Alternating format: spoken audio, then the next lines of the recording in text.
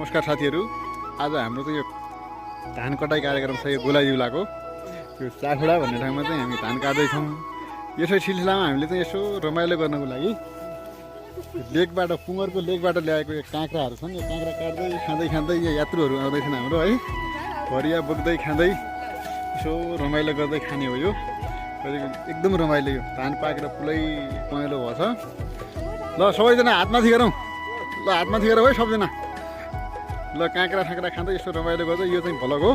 ल अहिले चाहिँ यति नै हो। अब पछि अर्को बन्दै गर्छ बिस्तारै, हेर्दै गर्नु होला है त। ल धन्यवाद। नमस्कार साथीहरू, आज हाम्रो चाहिँ यो धान कटाइ कार्यक्रम छ। यो गोलाइजिउलाको यो चाखुडा भन्ने ठाउँमा चाहिँ हामी धान काट्दैछौँ।